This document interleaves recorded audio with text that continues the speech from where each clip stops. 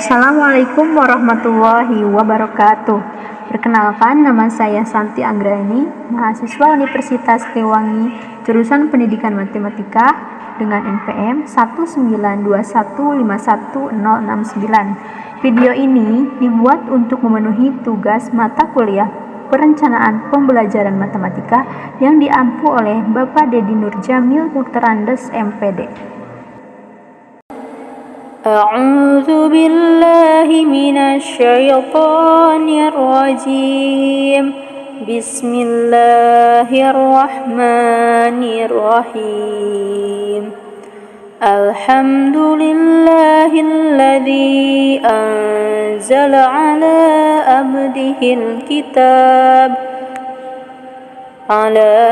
عبده الكتاب ولم يجعل له عوجا قيما لينذر بأسا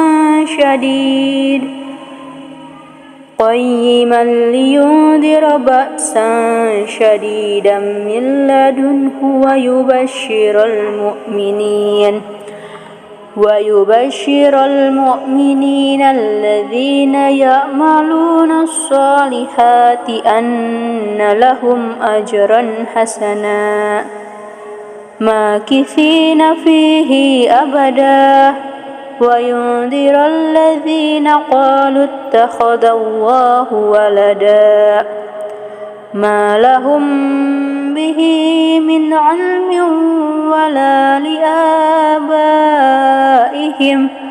كبرت كلمة تخرج من أفواههم إن يقولون إلا كذبا فلعلك باخع نفسك على آثارهم إن لم يؤمنوا بهذا الحديث أسفا إنا جعلنا ما على الأرض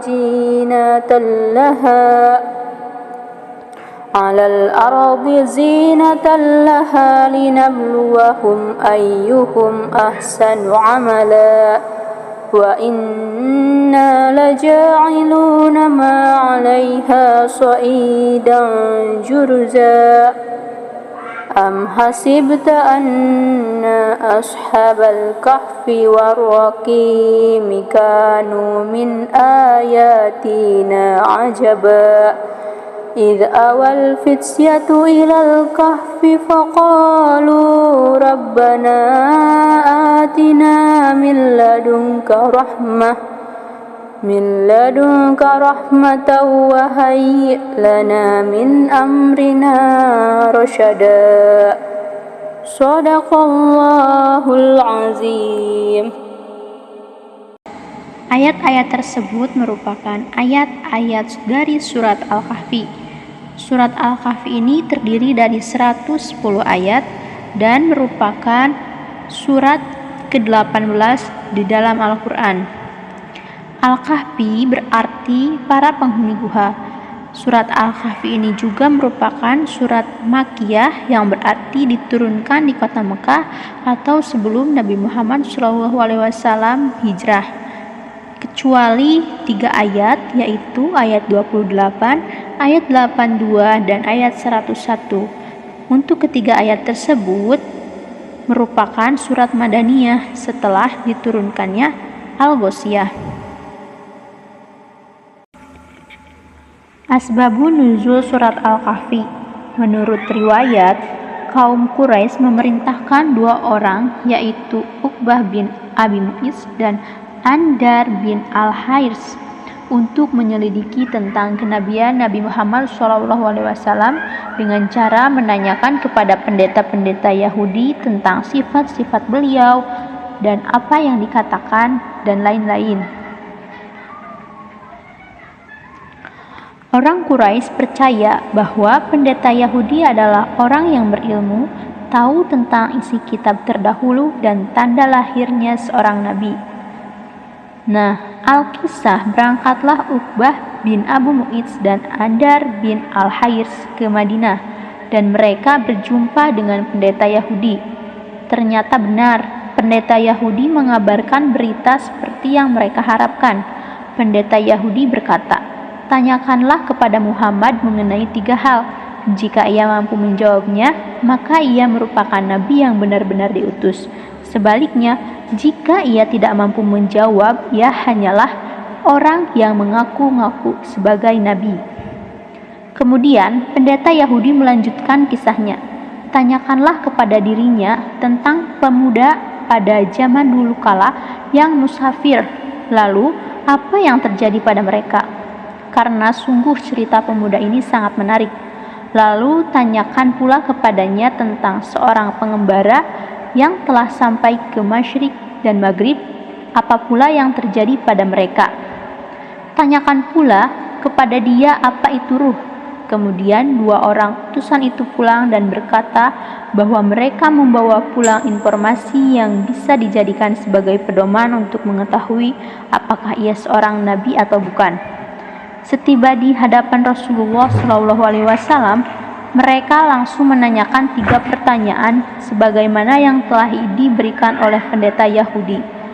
Mendapati pertanyaan itu, Nabi Muhammad SAW menjawab, "Besok pasti akan aku jawab tentang beberapa hal yang kamu tanyakan itu," tanpa menyebutkan insya Allah. Kemudian mereka pun pulang dan Rasulullah menunggu wahyu dari Jibril untuk menjawab semua pertanyaan itu. Namun, wahyu yang ditunggu tak kunjung datang, bahkan hingga 15 malam. Orang Quraisy mulai goyah dan Rasulullah pun sedih karena wahyu atau jawaban dari Allah tak kunjung datang, sehingga beliau tak tahu harus menjawab apa kepada kaum Quraisy. Namun pada malam berikutnya Jibril pun turun membawa wahyu, yaitu Quran Surat Al-Kahfi ayat 6 yang di dalamnya menegur atas kemurungan Rasulullah SAW dan menerangkan tentang pemuda Al-Kahfi.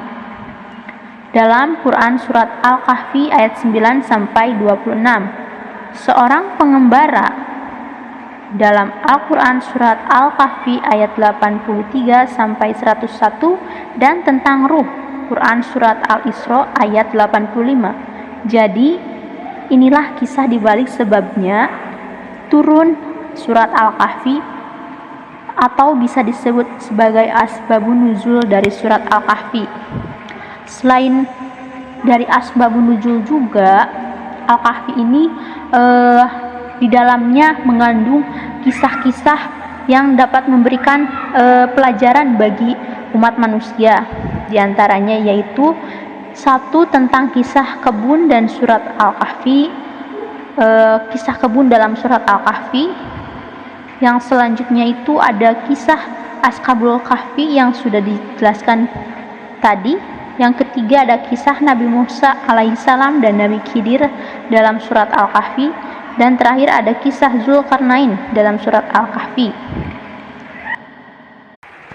Selanjutnya akan diceritakan mengenai kisah dari 7 pemuda saleh yang tertuliskan dalam surat Al-Kahfi. 7 pemuda saleh dan seekor anjing yang mengasingkan diri dari kerajaan penguasa zalim. Penguasa tersebut merupakan Raja Dicyanus. Raja Dicyanus menginginkan semua umatnya atau semua rakyatnya untuk menyembah berhala dan menyembah dirinya. Tetapi berbeda dengan 7 pemuda tersebut.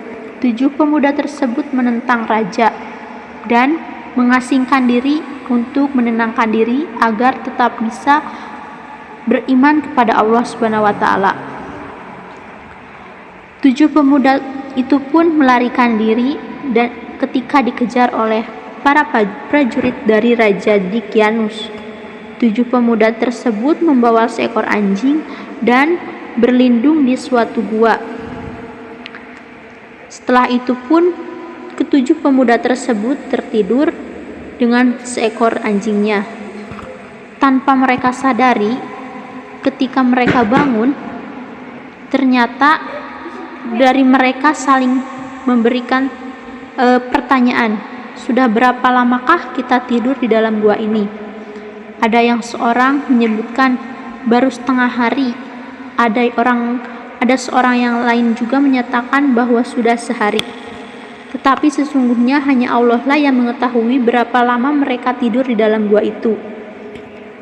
Di dalam surat Al-Kahfi dinyatakan mereka tertidur di dalam gua tersebut selama kurang lebih 309 tahun dan dibangkitkan kembali ketika masyarakat dan raja yang beriman kepada Allah di daerah tersebut.